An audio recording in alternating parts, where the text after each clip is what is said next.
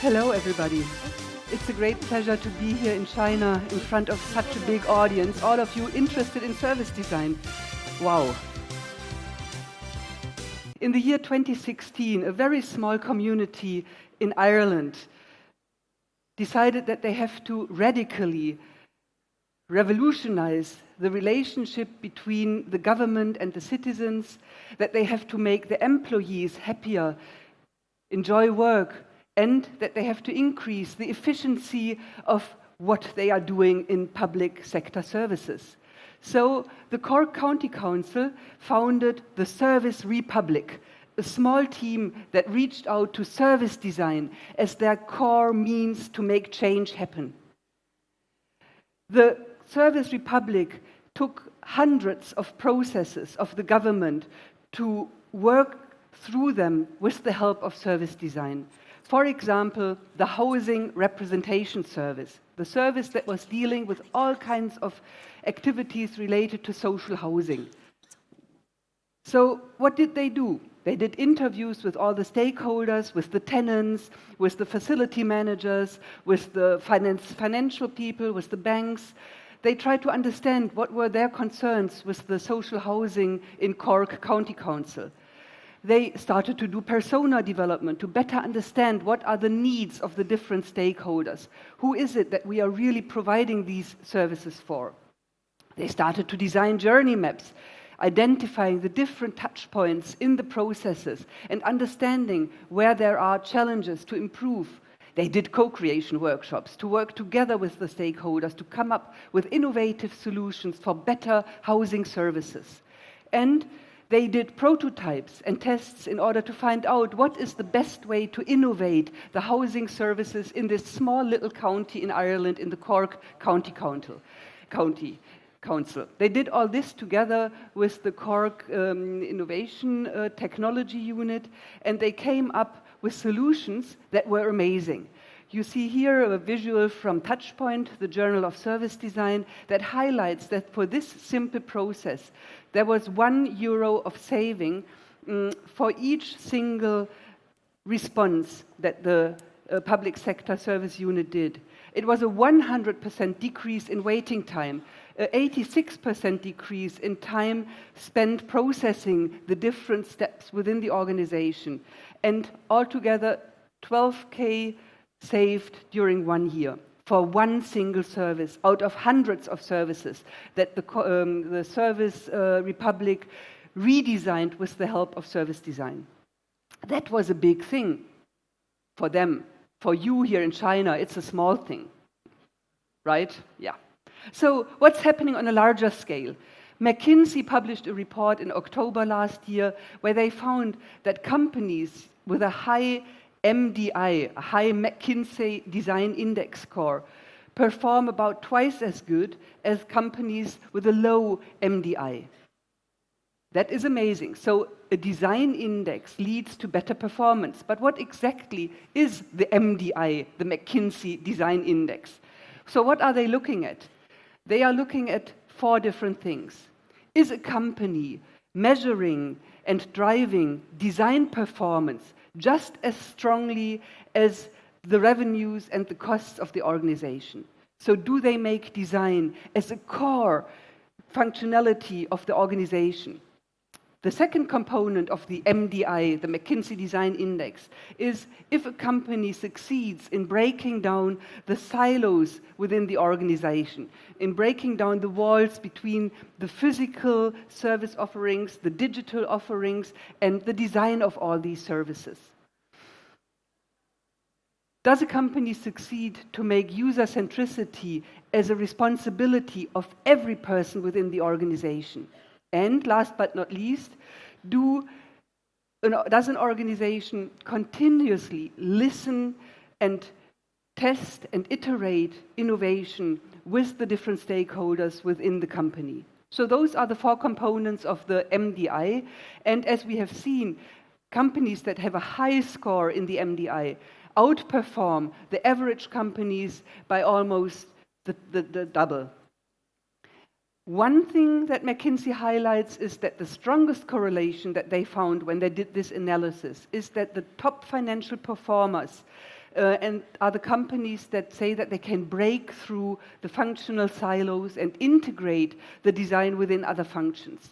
So those companies that do not have a playground, a funny little asylum where the designers can play around, no, companies that bring the designers into the departments, make them work with the business people, the engineers, with the HR people, and have them team up for the better of user centricity and innovation. I thought that was really interesting. So this report can be downloaded on the internet, and I can also share it if you are interested. And this report indicates that we are in a big transformation. You could say that this is a transformation of management. In the past, management has had a decision attitude. The managers were the big guys that would make the decisions based on analytics, and that would then reinforce the implementation of their decisions. So a manager is a decision maker. But that was yesterday. Boland and Calliope, in their publication Managing as Designing, say that the future of management is the so-called design attitude. A manager has to be a designer.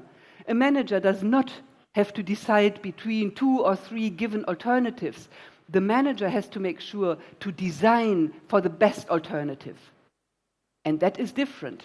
So if the manager has the responsibility as a designer, he has to develop new skills. He has to develop the skill of listening, the skill of co-creating, the skill of ideating and coming up with new things. The idea of prototyping and testing and iterating, it's new for management. But that is what the new role of managers is like. And that is what service design brings into the organization. Nigel Cross, one of the fathers of design thinking, figured out that the design attitude means that we are challenging frames. We are not obeying a given brief, and we are not taking a problem for granted. We are redefining the problems. We are trying to ask new questions, because only good questions can lead to good answers. As a designer, as Nigel Cross says it, you trust in intuition. You move into areas that are not yet rocket science, that are not yet solid, where you try to risk experimental thinking, where you maybe like to develop scenarios that are not yet based in data. As a designer, you move between the problem and solution. So it's not the one step follows the other. It's iterations. It's a bit of, moving back and forth, accepting the blurriness of specific phases in the process. As a designer, so you can live with uncertainty. You do not need to go home in the evening, check, I have done all the right things, check, I'm on the path. No, you sometimes just don't know. So you think very visual as a designer, and you are very open to get inspiration from other disciplines, and you are able to bridge between different ways of thinking in order to come up with new stuff. So that is what design brings into an organization. And the service design approach has structured all this into a process that helps service organizations to make transformation happen. So the service design approach says that you cannot do innovation without good research. You have to take the deep dive in order to understand what's going on.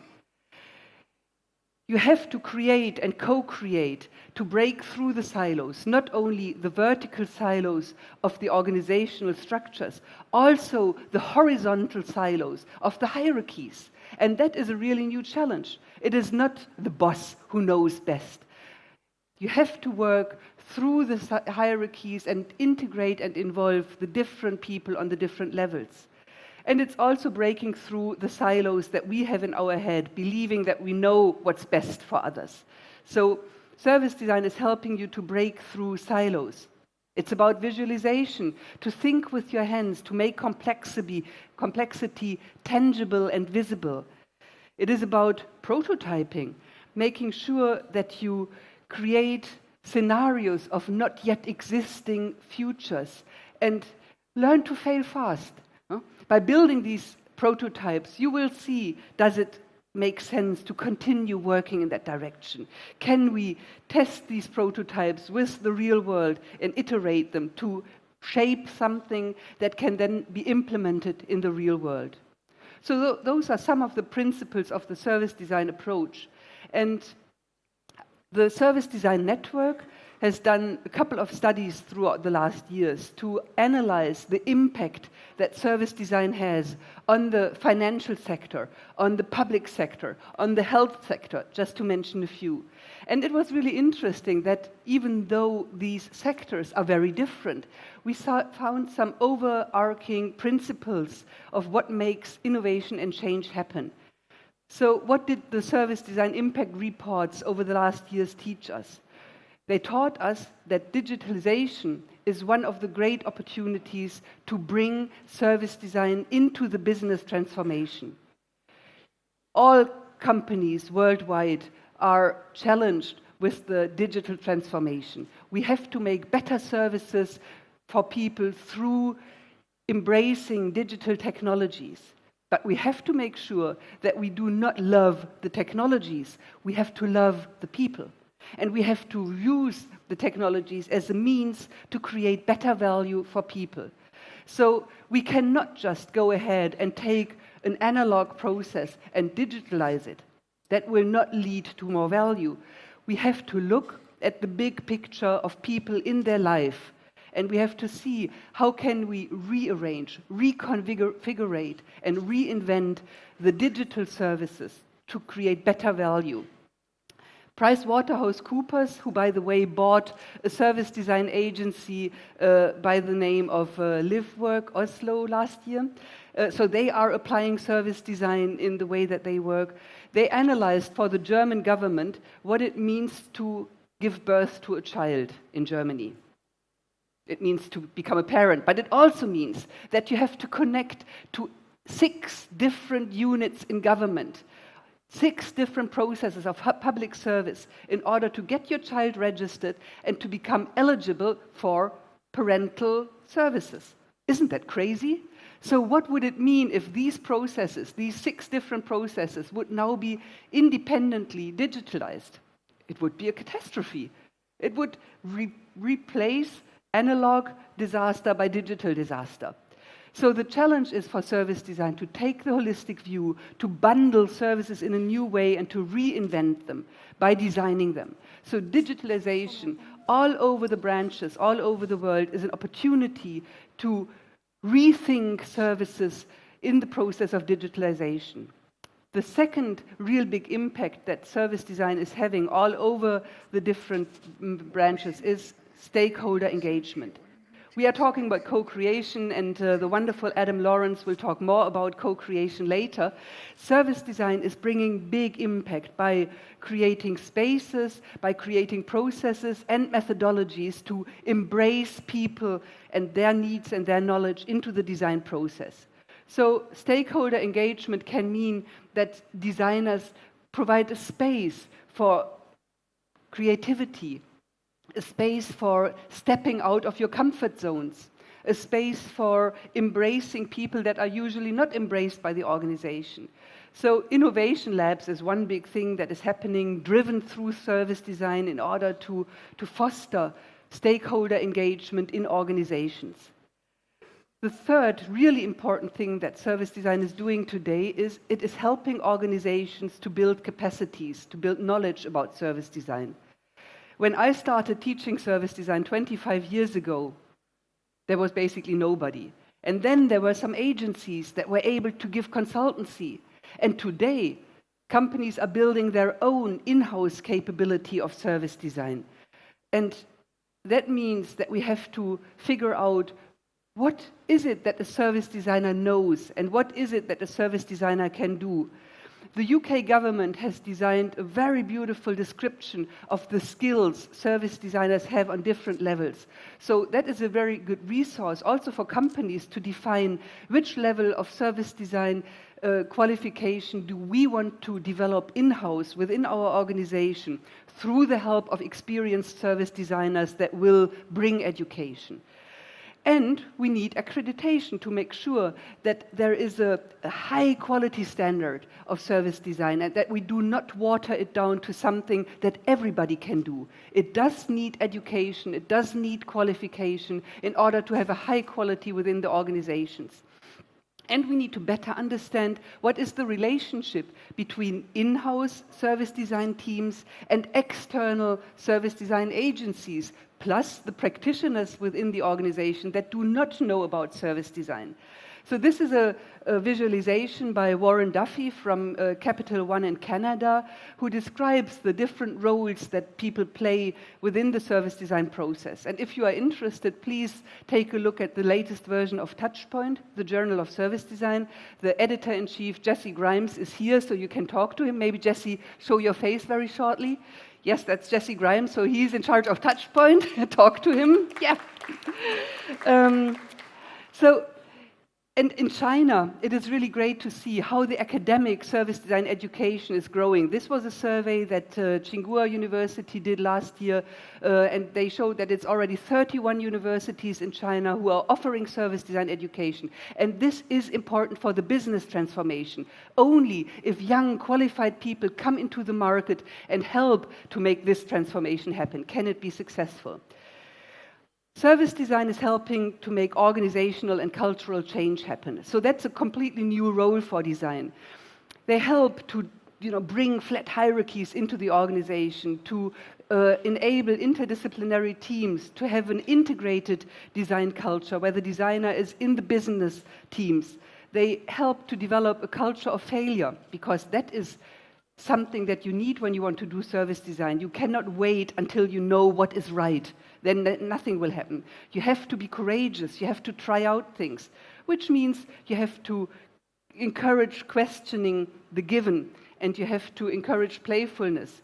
You have to bring the user focus into the whole of the organization, and a holistic approach and transparency. So service design helps organizations to make these changes happen. And last but not least, service design helps to build policies and strategies. So service design has arrived at the top management of the organizations. In the UK, they have built a policy lab. It's a laboratory that helps government to make the right policies. In the past, the government would make their policies with the legal department and with the specialists in a specific field, and then they would roll out these policies to the employees. The employees would say, "Oh my God, how will this ever work?" And then the citizens would encounter the new policies and would ask, which idiot has made this up? So today, policies are built with the help of service design, so that from the very beginning, the laws, the regulations, the legal advice is done in a useful way for the employees and for the citizens, co-creative way. So this is, let's say, the highest strategic level where service design is helping to make a business transformation happen. So what is my dream after 25 years of service design? My dream today is that we will have a CSDO in every board, in the private and in the public sector. You do not yet know what a CSDO is? It's, of course, the Chief Service Design Officer. And that is my dream for the future. So make sure that you embrace design and put it in the top of the boards. Make the Chief Service Design Officer the new normal in your organization. Read more about it in Touchpoint, and thank you very much for your attention. Thank you.